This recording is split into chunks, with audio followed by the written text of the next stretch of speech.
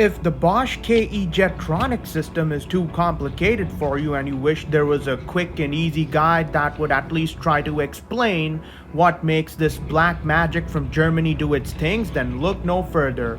I put together a guide to the best of my ability for the Bosch KE Jetronic system. Honestly, I don't see why German engineering is over-engineered. Rather, I would argue it's perfect engineering. All these doohickey thingamajigs doing the right thing, and they require you to monitor every metric and perform timely maintenance.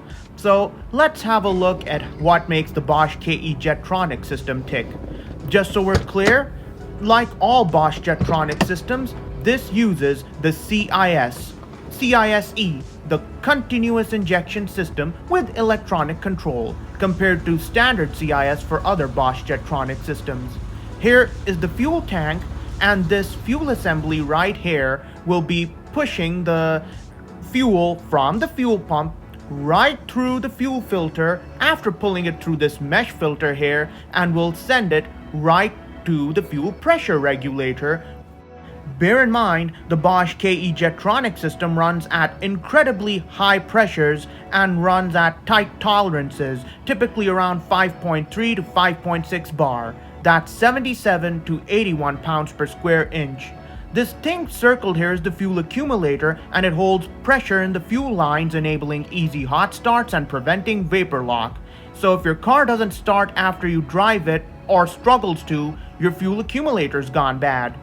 The system first pushes the fuel through the mesh filter to filter out the bigger particles, and then the fuel is pushed to the fuel pressure regulator through the fuel filter, which catches the finer particles. Anyway, this black oval thing is what I call your air box. It holds the air filter, the airflow sensor, which many of you all mistake for the throttle body, but it's different compared to that.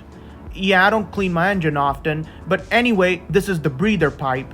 It makes sure that your engine does not explode under pressure, and it equalizes the pressure within. That plastic cover thing right behind the car battery holds your OVP relay, your other relays, and your ECU, which are the brains to the system.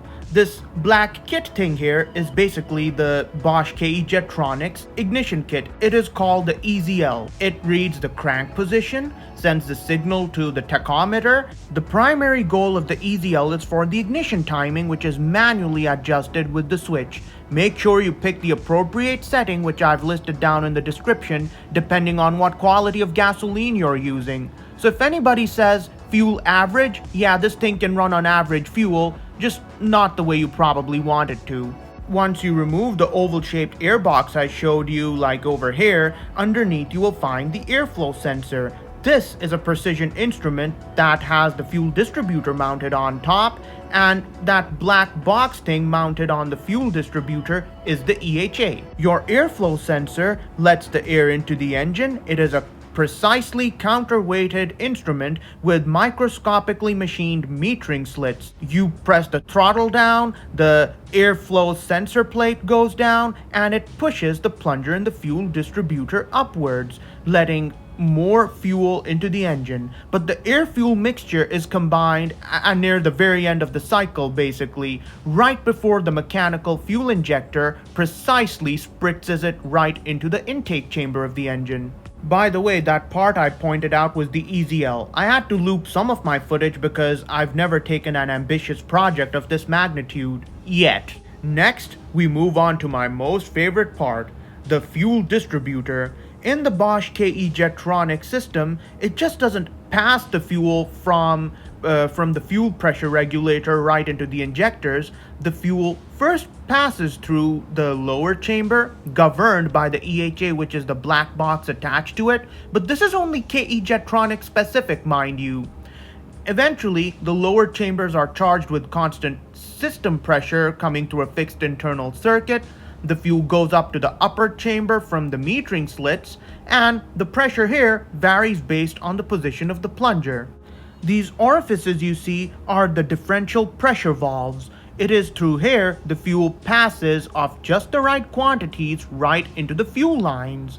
And depending on how many cylinders you've got that many differential pressure valves. So if 6 in a row makes your go like mine, you'll have 6 differential pressure valves on your fuel distributor. You're straight up balling with an 8-cylinder or 12-cylinder motor.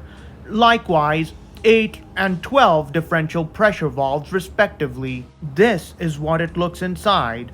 The fuel distributor relies on a constant pressure differential between the lower and the upper chamber, usually around 0.4 bar. That's 5.8 psi. Oh, we're not done. Next up is this black box thing I mentioned earlier, your EHA, or better known as the electro-hydraulic actuator.